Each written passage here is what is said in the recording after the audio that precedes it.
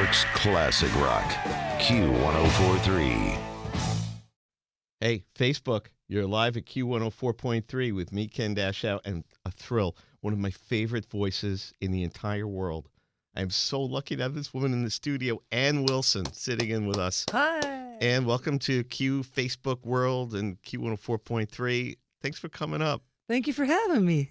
So you realize that every day, literally every day since I've been on the air for 40 years at this rock station and every rock station in the Western world, one of your songs is playing like every 90 minutes. Just thought I'd point that out to you. You do get this, right? That I think so. Yeah, I get it up here, but I don't really get it, you know.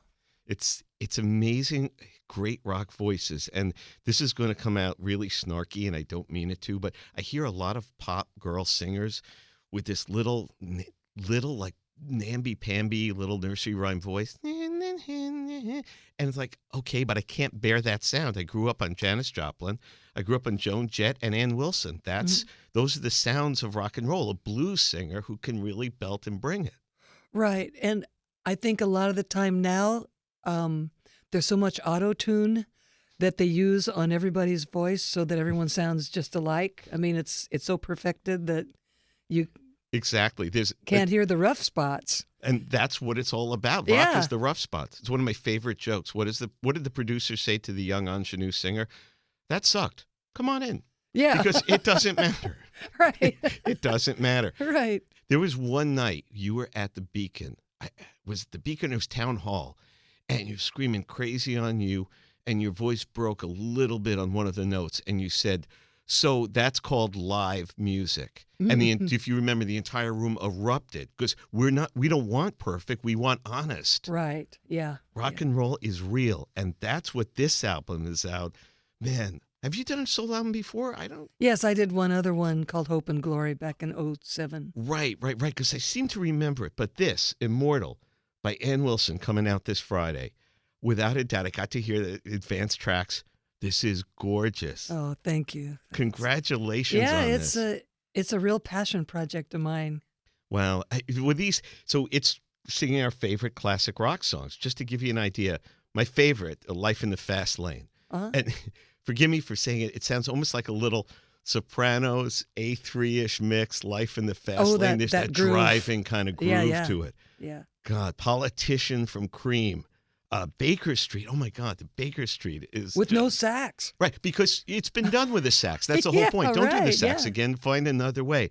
I'm Afraid of Americans. Warren Haynes is on this, our dear friend, and covering Leonard Cohen. You and I, huge Leonard Cohen fans. So when one of the great voices in rock and roll does classic rock songs and others, how do you pick? How do you whittle this down to the songs you want to do? Well, first of all, I wanted to, honor these artists who have all passed on.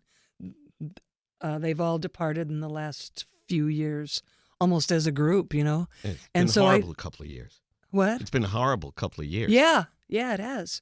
We lost a lot of great artists. So I didn't want to just cover their hits. I wanted to go into their bodies of work and choose the songs that I like the most, Right. So that made it easy. Wow. By the way, Facebook fans, I see you're commenting. I will try to get to as many comments of yours as you can.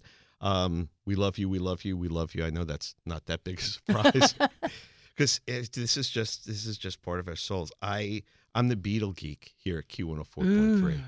And I was reading an interview you did talking about Ed Sullivan, about what the Beatles meant to you as well. Did you consider doing a John Lennon song? I didn't want to reach back that far. I wanted to keep it to artists who had departed in the last 5 to 7 years. Right.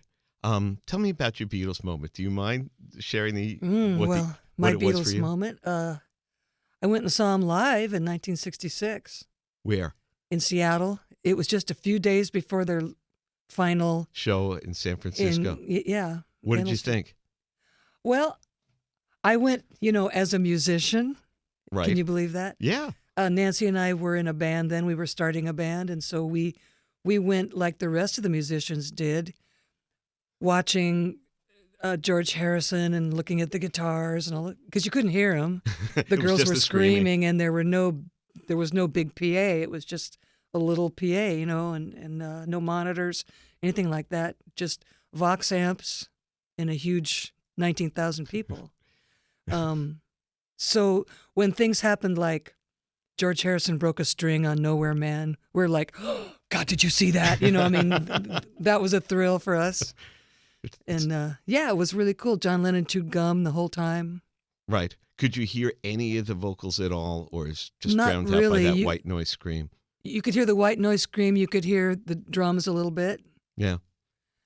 I always thought, what if they were so far ahead of what technology had become?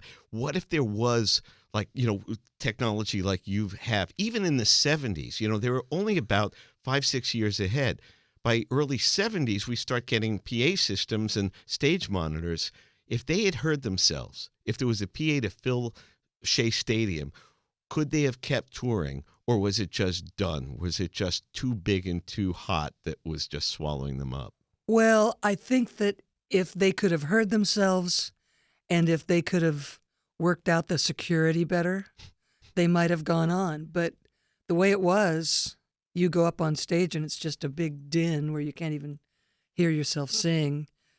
I wouldn't want to do it either. I mean, totally. Like John said, we could just stand here, let them scream for 20 minutes and leave for all the good it's doing. Right, but, yeah.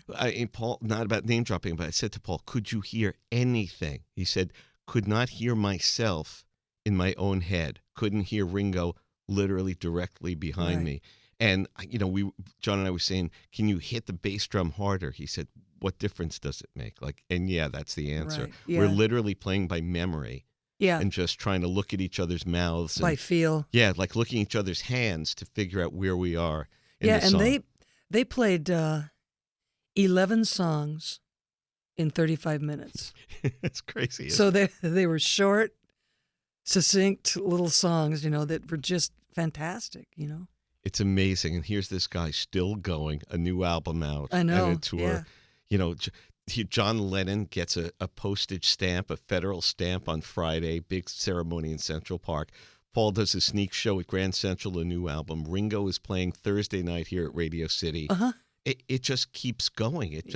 These ripples keep going. I think when you grow up on great music and you're really talented, you can't help but push and get to where you guys are going. You always said, there was a quote way back when, forgive me if it's not real, but that we didn't want to sleep with Led Zeppelin. We wanted to be Led Zeppelin. No, that's how we felt. Yeah, and you work on it, and you can play and sing. You become a real rock band, and you learn how to write. You listen to these songs, and you learn how to write. Ann Wilson, my special guest here, Q104.3. When you're covering these songs, talk about people who work so hard at writing, like Life in the Fast Lane, something that Glenn Frey said, based on he's in a car with a drug dealer going 90 miles an hour down Sunset Boulevard, thinking, if I live through this, I got a song here. Right. When you pick apart some of these songs, are there things you found in them, like from listening all the time, that you didn't realize? Like little nooks and crannies where you go, I never realized it did that. Yes, the Leonard Cohen song was a garden of things that were just really fun to develop. And the Chris Cornell Audio Slave song was really great. I got to play a flute solo on it. Just all of them. When you take them out of the arrangements that they're famous for, and you lay them out and look at the lyrics and listen to the message, "You Don't Own Me" by Leslie Gore. Yeah. So much potential there. Just really a lot of fun. I mean, doing Leslie Gore and rocking it up, it was absolutely terrific. As it should be. Like I said, I don't want a copy of what was. The great, Beatles covers, like Joe Cocker doing a gospel soul with a little help from my friends, Aretha doing it as a gospel soul. Make it your own. Make it your own thing. And that's what you did here on Immortal. It's great, great work. Ann Wilson, just one of the great voices in rock and roll. When you talk about we wanted to be Led Zeppelin, again, to remind the world, you sing at the Kennedy Center Honors and you made Robert Plant cry. Your thoughts? Well, at the time, of course, from the stage, we could not see what was going on up in the Led Zeppelin box. Thank I God. just saw it later on YouTube like everybody else. But, Robert Plant, was moved by the moment, but he was also moved by the fact that there was Jason Bonham playing drums, the son of his best friend, who had been a little kid when they were at their peak running around, So I'm sure he was feeling a whole bunch of things, besides just the song. Yeah. I thought it was a beautiful reaction. It was just one of those special moments, maybe more so to us, to the rock family, than to anything else. I mean, I love watching those ceremonies and honoring some amazing artists. Mm-hmm. But when you get to Led Zeppelin, like who are, it's not Michael Jackson. It's not the super popular. It's our super popular band that never won 20 Grammys, and they were never the handsome dancing guys on the stage. They're just a blues band that rocked. Yeah. And to have you do it, it was just, it just elevated it. You just had it. When I think about, like we said, songs, singing the blues and singing from your heart, what makes songs alive and well. What I learned from doing Breakfast with the Beatles all these years is all these guys who saw them through the years said to me, every band we saw, there's a handsome guy in the front who sings, and there's 2, 3, 4 guys behind them who play music. It's so-and-so and so-and-so's. Buddy Holly and the Crickets, Elvis and the Jordanaires. He goes, the Beatles. It was the first time we saw 3 people in front and 1 in the back. John Lodge from the Moody Blues said they had some stupid like teenage band, El Riot and the Sombreros, and they wore like ponchos, anything you could do. It's in Birmingham. And when they got bumped for the Beatles, he's like, these guys better be good. He goes, you don't understand. Every setup you've seen in a rock show started kind of with them, of people in front and more than one person singing. Not, who sings? Paul? John? Wait, they're all singing. Wait, the other guy's singing. And you take it for granted now, but that you both would be musicians, you both would sing in heart. It's a different way you set up a band. Yeah. Well, as far as the Beatles go, that was George Martin's brilliance, I think. One of his brilliances was to recognize that he didn't have to have one handsome guy out in front, dancing around, being the heartthrob. He just took them all. Yeah. Sometimes genius is just a very simple decision, right? Yeah. Yeah, of just saying, well, you both sing well. You want to sing some too? Okay, we'll get you some songs. That's okay. Yeah. See what we get. Is one of, again, let's cut up some tape and throw it in the air and put it back together however it comes out, and we'll see. Right. And as George Martin said, it sounded like the stupidest idea I ever heard, but then you say, well, why not? And sometimes the why not, that's where the magic is. It's let's try it. That's when you're stepping outside the box. Yeah, yeah. So magic happens. So to that moment, for one more Beatle geek moment from you, tell me about Sgt. Pepper's to you. Well, I'll tell you, I preferred the original Sgt. Pepper over the more recent. Remastered. Yeah, because I think that the imperfections, the low-techness of the original one was part of the art. And when that first came out, I just thought, okay, everything I knew is wrong. Now we're going to start from here. And like Sgt. Pepper made anything possible. It's a great line. You're absolutely right. Yeah. It changed the game for everything. Yeah, it did. People who were keyboard players, Gary Brooker said I had no way into like rock and classical, and the Beatles come with Eleanor Rigby and this. I go, wait a minute, I can go in there. I can follow that. It broke a whole bunch of rules for sure. Ann Wilson, my special guest here at Q104.3. This album is gorgeous, and from my heart of hearts, Immortal, playing your favorite, a tribute to the people who are gone. You Don't Own Me, Leslie Gore with Warren Haynes. I Am the Highway, Luna, I'm Afraid of Americans. To Take David. He pisses me off because he still seems to remain deceased. Like I know it's some kind. I want him to come back as another character or something. Right? Like, how is it possible? Yeah. That he's not here. So thank you. He has reset. Yeah, exactly. Yeah. Politician with Jack Bruce. Being that alive. 1,000 Kisses Deep, Life in the Fast Lane, Back to Black, A Different Corner, and Baker Street. And by the way, the proceeds are donated to the David Lynch Foundation and Music Cares. You're awesome. Thank you. Thanks very much. That is so classy to do. Are you touring with this? I will. I just got off tour with Paul Rodgers and Jeff Beck. So a couple weeks ago. How was that? Oh, it was fantastic. Hearing Jeff Beck every night. Are you kidding? Did you guys jam a little backstage? Master. Jeff Beck is pretty insular. Right. He keeps to himself. But I got up on stage with Paul Rogers once, and we had fun.